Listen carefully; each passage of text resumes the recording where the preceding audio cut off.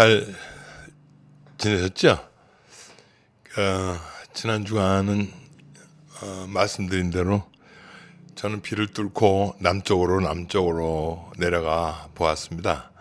그래서 첫날은 남원에서, 또 둘째 날은 순천서, 그리고 다음 이틀은 여수에서 지내게 됐습니다.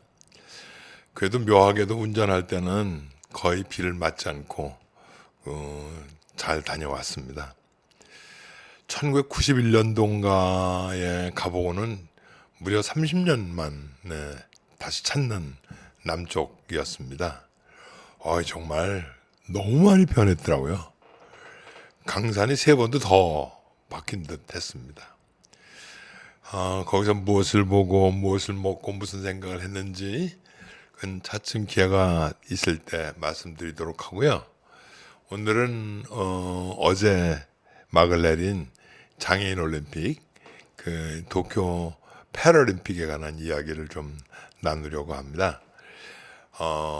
정말 많은 아픔, 그리고 눈물, 그리고 감동을 여러분과 나누고 싶습니다. 네, 이제 시작하겠습니다.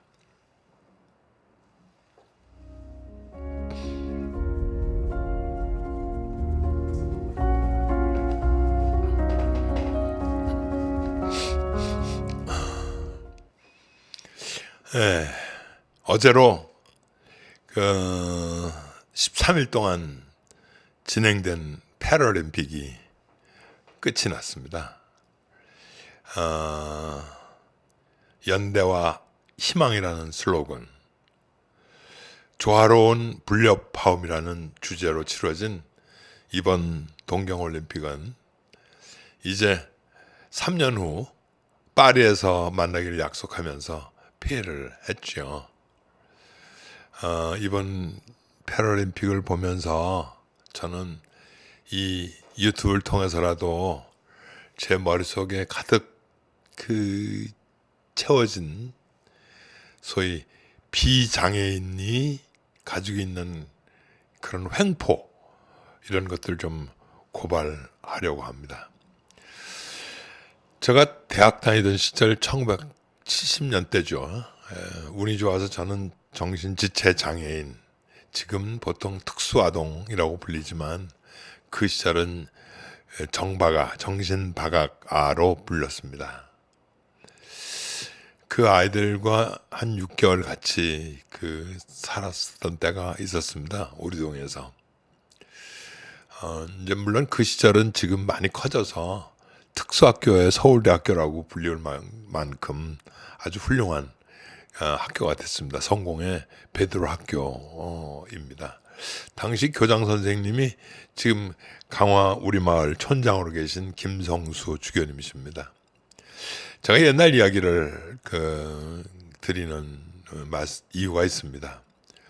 물론 그 장애 아동에 대한 여러 가지 안타까운 일들이 많지만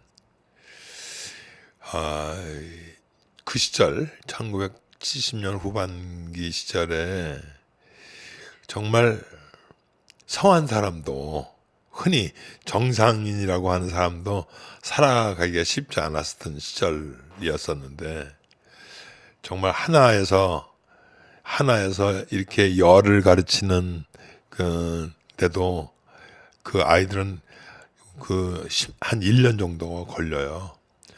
그런데도 불구하고 1년을 끈질기게 정말 온 정성을 바쳐서 가르치는 선생님들, 돌보는 부모들을 보면서 그때로선 도저히 이해할 수가 없었습니다. 그래서 어느 날 제가 용기를 내서 당시 김성수 신부님한테 물어봤죠. 이런 어려운 시기에 정말 이렇게 생산성 없는 일로 시간과 돈을 써도 괜찮은지 약간 캥깁니다. 그런 얘기를 했더니 대뜸 역정을 내시면서 저 아이들도 하느님께서 만드신 거라고 성서에 말하지 않더냐. 어떻게 보면 네 존재는 저런 사람을 돌보라고 이 세상에 나왔는지도 모른다. 그렇게 말씀하시고 그 저를 꾸짖으시더라고요. 그리고 장애를 가진 사람이 어떤 모습으로 살고 있느냐, 그것이 그 나라 국격을 말해주는 것이라 하는 말을 하시더라고요, 당시에. 제가 이제 많이 세월이 지나서 사제로 일하면서 정말 세계 각국의 여러 가지 특히 장애인 시설에 대한 경험을 하게 됩니다.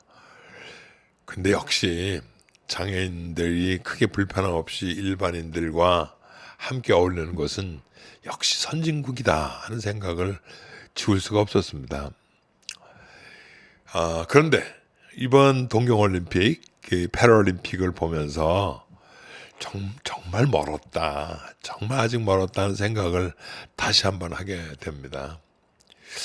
물론 동경도 그렇습니다만 우리나라도 패럴림픽을 비중 있게 다루는 분위기는 아니었습니다.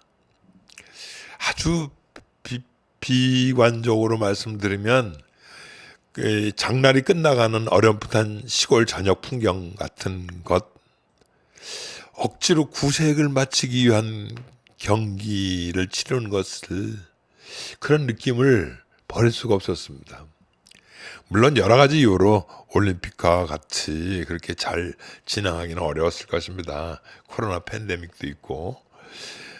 그렇지만 뭔가 달리 생각을 해야 할 때가 됐다는 생각을 해서, 그저 혹시 뜬금없는 소리일지 모르지만 제가 여러분들한테 말씀드리고 싶은 거는, 그렇다면 패럴림픽을 올림픽보다 먼저 치르는 게 어떨까 하는 그런 생각을 하게 됩니다. 패럴림픽을 먼저 치르고 한 1, 2주일 후에 있다가 올림픽을 치르는 게 어떨까.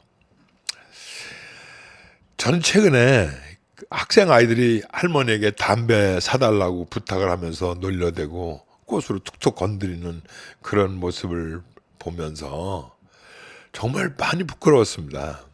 물론 그런 아이들이 아주 극소수라는 것을 알고 있습니다만, 사실 저는 이 원죄, 그 아이들이 저렇게 할 수밖에 없다고 하는 그런 원죄는 이렇게 이미 우리가 꼰대가 되어버린 우리 모습에 있는 건 아닐까 하는 그런 생각을 하게 되는 겁니다.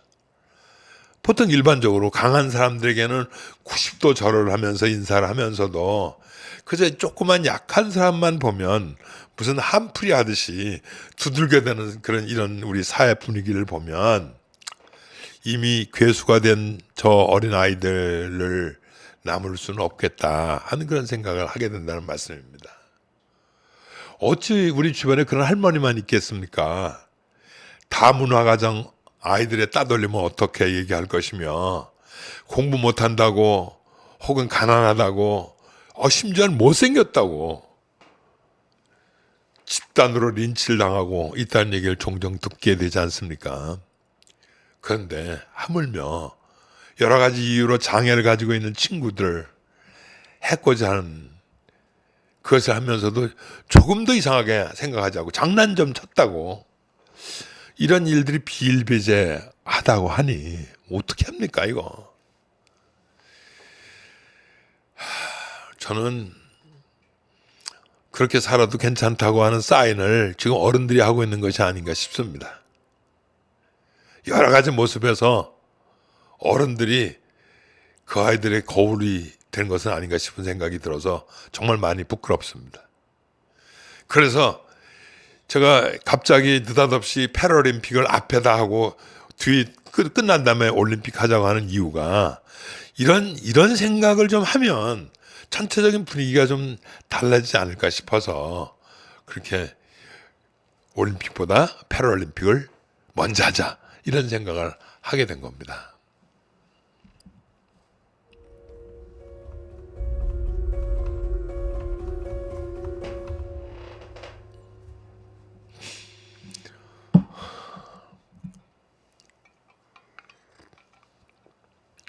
네, 패럴림픽은 이렇게 씁니다. 띄워주시죠.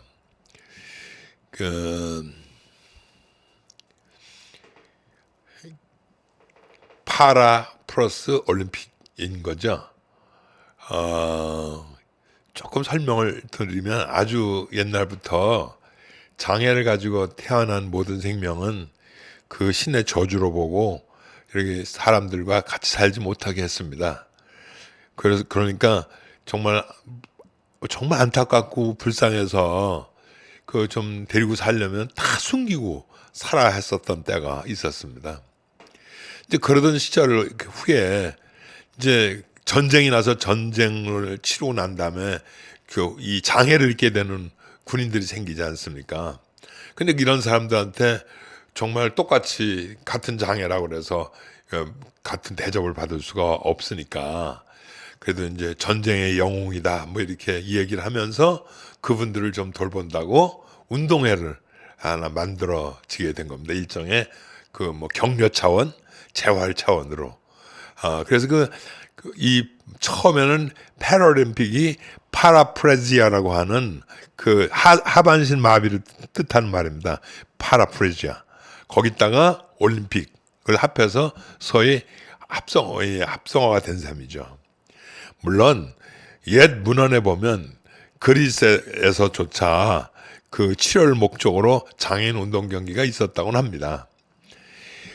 하지만 실제로 1948년 지금 여러분들이 보고 있는 화면인데 1948년 그 이제 정확히 말씀드리면 45년에 2차 세계대전이 끝나고 난 다음에 전상자의 재활과 치료 그리고 위로의 뜻을 가져서 유럽 중심으로 영국이죠. 영국에서 이 경기를 시작하게 됐습니다. 그 이후에 사진 한 장 더 보시면 1948년 그 척수장애인 대회가 영국에서 치러지게 되고 또 1952년 국제대회가 치러지게 됩니다. 한번 이 사진 보시죠. 이게 이제 1952년 국제대회 첫 번째 국제대회입니다. 그리고 이제 1960년부터 이제 로마를 시작해서 그 이제 올림픽하고 같이 치러지게 되는 거죠. 물론 이때만 해도 이제 벌써 척수 장애만 대상은 아니었습니다. 이제 장애 유형별로 연맹이 만들어지기 시작했거든요. 뭐 예를 들어 다리를 절단한다든가 팔을 절단한다든가 혹은 뇌성마비 그 소위 뇌병변 또 시각 장애인 뭐 이런 여러 그룹들이 생겨서 이런 사람들이 이제 그 운동 경기에 참여하게 되는 거죠. 그러니까 지금 소위 올림픽을 운영하는 게 IOC라고 하는 것처럼 ICC가 만들어져서 소위 장애인 전체가 참여폭이 넓어집니다. 그래서 1964년도 일본 동경에서는 23개국의 370명 선수가 육상에서 펜싱 경기에 이르기까지 8경기 종목으로 경기를 하게 되면서 패럴림픽 이름이 공공이 사용되게 되었다는 것입니다. 1968년 그 세계 제3회 이스라엘 라마트칸에서 또 72년 독일에서 이렇게 쭉 이어져서 드디어 1988년 동계 패럴림픽 대회를 우리 평창에서 하게 됩니다. 61개국이 참여해서. 그리고 난 다음에 2000년 호주대에서는 말씀 잘못 드렸죠. 1988년대 때 우리 올림픽 때는 61개국에 참여해서 패럴림픽을 하게 되고요. 2000년은 호주대 123개국 최고로 많은 국가가 참여하게 되고 선수만 4,000명이 참여하게 됩니다. 그때 우리나라가 종합 9위로 장애인 스포츠 강국이라는 이름을 듣게 되는 거죠. 아까 잠깐 실수로 말씀드렸습니다만 동계대 2018년 동계대도 아주 감동적으로 치러진 것은 여러분들은 구경할 수 있었습니다. 지금쯤 제가 궁금한 게 있으실 겁니다. 이 패럴림픽은 하반신 마비와 올림픽의 합성어인데 아직도 그런 패럴림픽을 사용하면 안 되는 거 아니냐?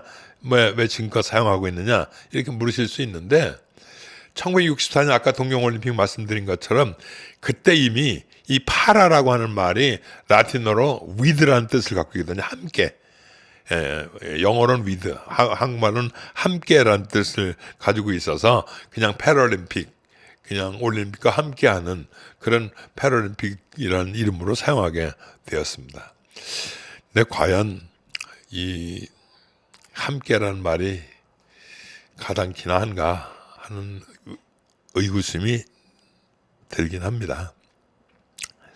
이미 말씀드린 대로 지금은 이제 전쟁에서 상해를 입은 병사들이 치르는 경기가 아니지 않습니까? 이 선천적 장애로부터 시작해서 또 이 사회에서 가장 인간 존엄을 해치는 온갖 사고를 통해서 장애를 입은 사람들이 정말 모든 절망을 딛고 희망을 만들어내고 있는 것이 바로 이 패럴림픽입니다. 전 세계에 약 5억 정도 되는 사람이 장애를 앓고 있고요. 우리나라만 해도 250만 정도의 숫자가 됩니다. 그러니까 이 패럴림픽이 갖는 의미는 올림픽 정신을 넘어서 단순히 이 경기에서 승리, 메달을 얻는 것보다 어쩌면 인류의 보편적인 가치, 평등의 가치, 인간 존엄의 가치를 함께 만들어 가자고 하는 그런 소위 보통 인류의 몸부림 같은 것이라고 이해를 해야 하지 않겠는가 하는 생각을 드립니다.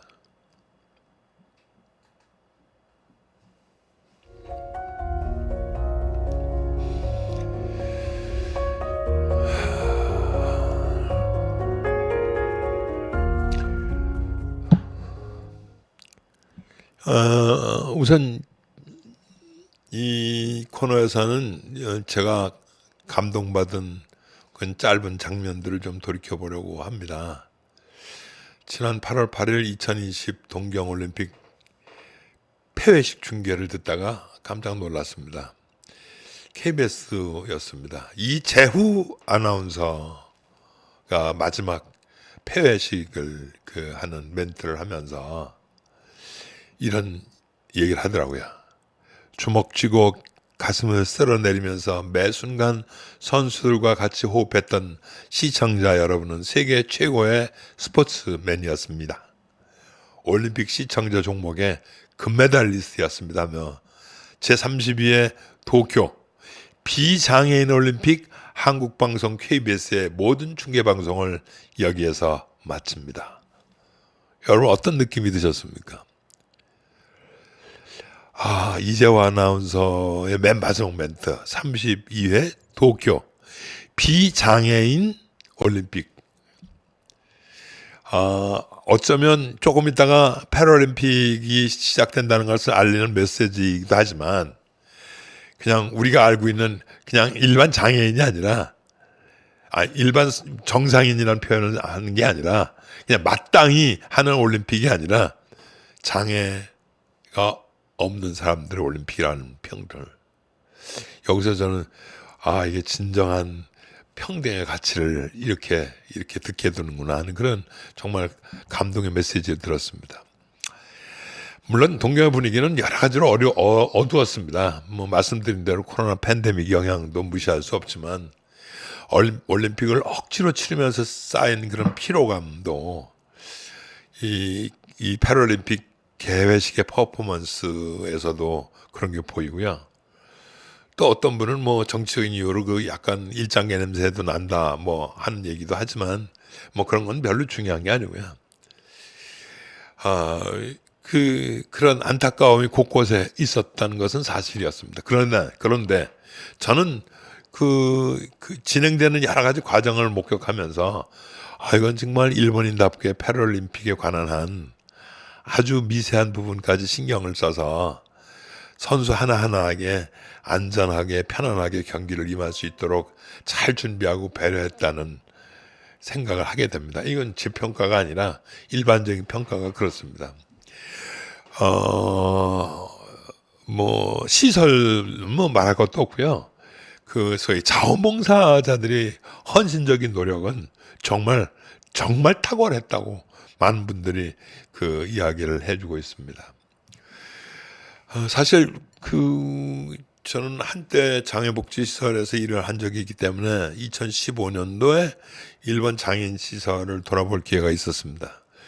그때도 어쩌면 그렇게 조그만 시설인데도 불구하고 세심한 때까지 아주 신경을 쓰고 있는 그런 여러 가지 장면들을 보면서 많이 부러웠던 것도 사실입니다. 뿐만 아니더라고요. 이 장애인에 대한 법률로부터 시작해서 사회인식까지 정말 거의 완벽한 수준에 이른 것 같다는 생각을 한 것도 정말 사실입니다. 정말 많이 부러웠습니다.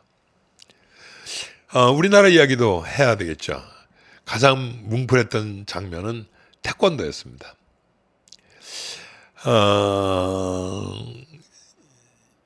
이번 처음으로 정식 종목이 된 경기가 태권도와 배드민턴이었었는데, 아다시피 우리나라 태권도 종주교육이어서 관심을 가지게 된 건 사실입니다. 근데 재미있게도, 재미있는 게 아니에요. 약간 좀 부끄럽게도 아시아에서 유일하게 지금 여러분들이 보고 있는 주장훈 신부가 출전권을 따게 됐고 이번에 동메달을 획득하게 됐습니다. 근데 저는 이 선수가 한 말이 제게 큰 감동으로 남아 있습니다. 이런 얘기입니다. 제가 신체적인 조건 때문에 동정의 대상이 되고 싶지는 않습니다. 패럴림픽에 좋은 성적을 거두어서 동경의 대상이 되고 싶습니다.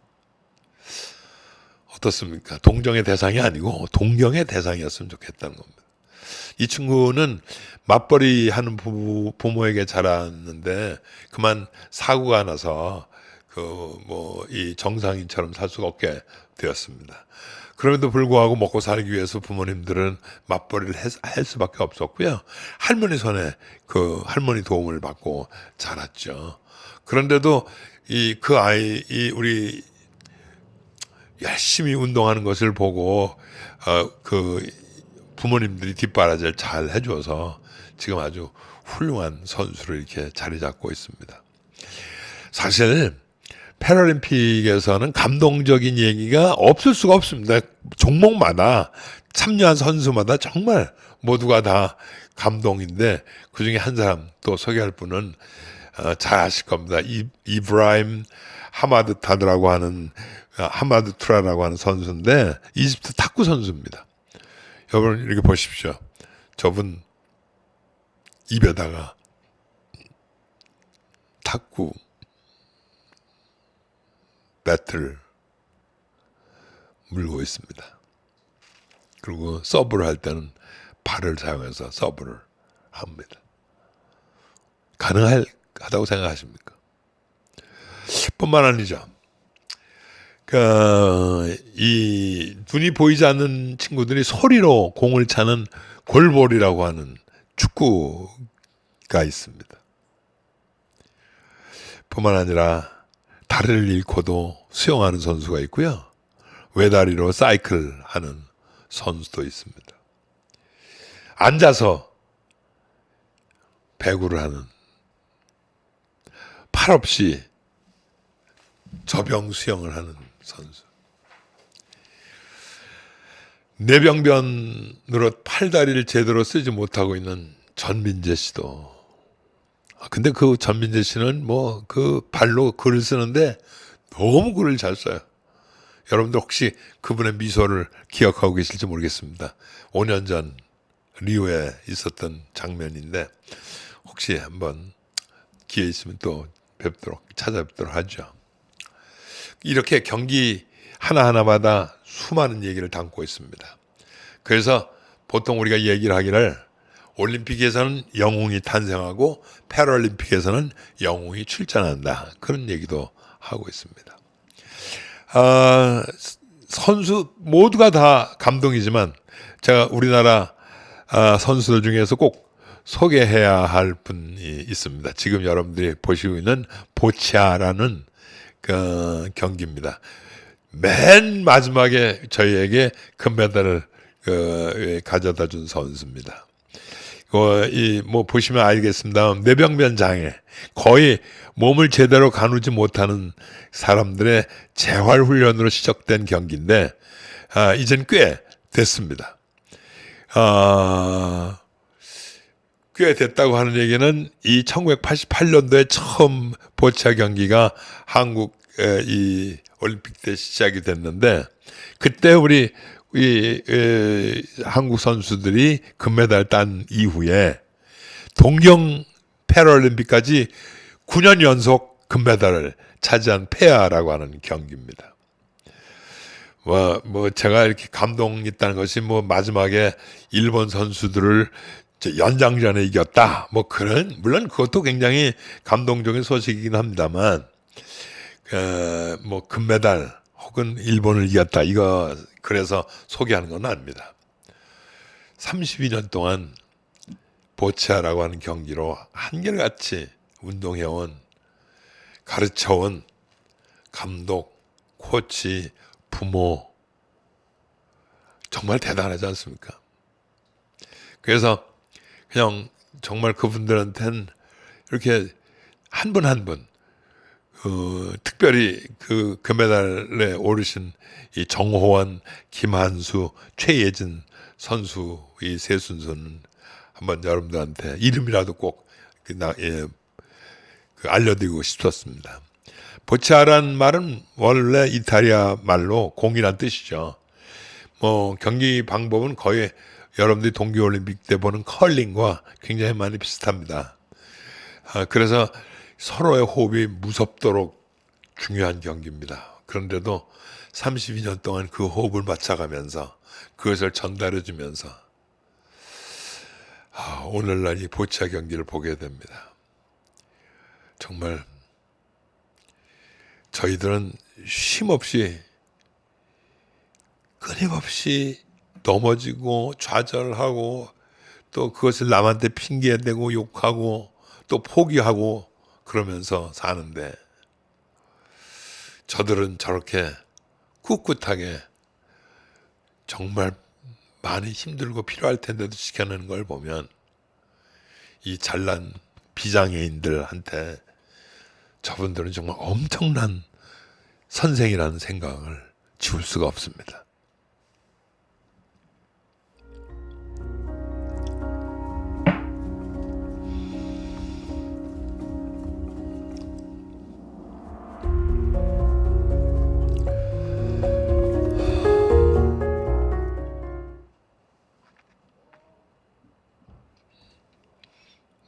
여러분들에게 소개해드린 다시 뜨겁게 이 hot again 일본 말로는 아츠쿠다떼라는 말입니다. 이거는 이 프랑스 파리 패럴림픽에서 열리는 그 경기의 캐치프레이즈이죠. 워낙 그 슬로건 그 파리 패럴림픽의 슬로건은 함께 나누자입니다. 그 made for sharing, 뭐 프랑스 말론인데 제가 발음을 못 하겠습니다. 그렇지만 이 다시 뜨겁게라고 하는 거는 소위 2024년 파리 올림픽의 캐치프레이즈 주제어가 되는 셈이죠. 제가 이거를 어제 폐회식에서 보면서 과연 우리가 언제 뜨거운 적은 있었긴 한가 하는 생각을 하게 되었습니다. 하지만 이 팬데믹으로 그냥 다 이렇게 가라앉았던 것을 어떻게 하면 이렇게 되살릴까 하는 그런 언어가 바로 이 다시 뜨겁게가 아닌가 하는 생각이 들어서 우리 단순히 2024년에 열리는 패럴림픽의 이 캐치프레이즈뿐만 아니라 오늘 여러분들과 함께 우리가 다가오는 새로운 미래를 정말 다시 뜨겁게 만들기 위한 일을 뭔가 해야 되지 않겠는가 하는 생각을 하게 됩니다. 다시 이 패럴림픽 얘기를 말씀드리면 우리나라만 하더라도 상당히 여러 가지 장애가 좀 있습니다. 어려움이 있는데 여러분들 뭐 우리 선수들 보셔서 아시겠습니다만 우리나라 평균 연령이 40세가 넘습니다. 이 다른 나라의 평균 나이는 34세, 일본 경우는 32세 정도 됩니다. 물론 여러 가지 이유가 있습니다만 우리가 가지고 있는 장애인에 대한 인식이 좋지 않은 것도 굉장히 중요한 이해가 되고요. 아시다시피 실제로 우리 장애인의 90% 정도 되는 게 후천전 장애입니다. 그러니까 사고로 뭐 이렇게 장애를 이렇게 내서 운동을 시작하게 되는 거죠. 그러니까 늦을 수밖에 없는 거고요. 근데 그런 장애가 나한테도 나도 사고 날 수 있겠다는 생각을 미처 하지 못하는데도 가장 커다란 문제가 있긴 있어요. 저도 뭐 예비장애자인 셈이죠. 근데 많은 사람들이 장애가 나하고는 관계 없다고 생각을 해서 대체로 다 이렇게 뒤로 밀리게 됩니다. 조금 비껴난 얘기긴 합니다만은 KBS에서 그 앵커를 따로 장애인 앵커를 뽑기 시작한 지가 벌써 꽤 됐어요. 이번에 6기 앵커가 나왔는데 최국화 씨라고, 지금 여러분들 텔레비 화면 제 옆에 있는 분이 최국화 씨입니다. 정말 이분이 정말 이 휠체어를 타고 나서 소개를 하는 걸 보면 정말 이번 패럴림픽에 혁혁한 공이 있다고 생각을 합니다. 그분도 이 최국화 씨도 그 학생 때 척추를 다쳤다고 하더라고요. 그런 것대로 장애 위험 곳곳에 있는 거죠. 그러니까 어떻게 하면 우리 모두가 이런 장애를 가지고 있는 사람들과 함께 살아가야 할 준비를 해야 되지 않겠는가. 그게 사실 우리가 또 새로운 패럴림픽을 맞이해야 하는 분위기여야 하는 것은 아닐까 싶습니다. 뭐 따로 드리지 않아도 잘 아시겠습니다만 이 코리아 팬데믹도 그렇거든요. 병을 조기에 치료하지 못하면 여러 가지로 심각한 장애가 생겨요.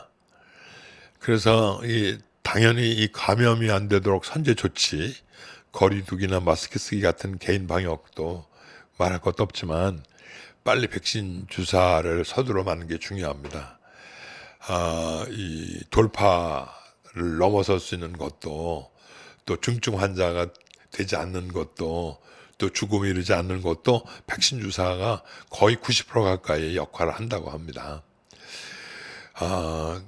또 동시에 이런 것을 이겨내지 못하고 또 장애로 고통당하는 많은 사람들을 돌보는 일 역시 우리들의 기도여야 하고 우리들의 헌신이어야 한다고 생각을 합니다.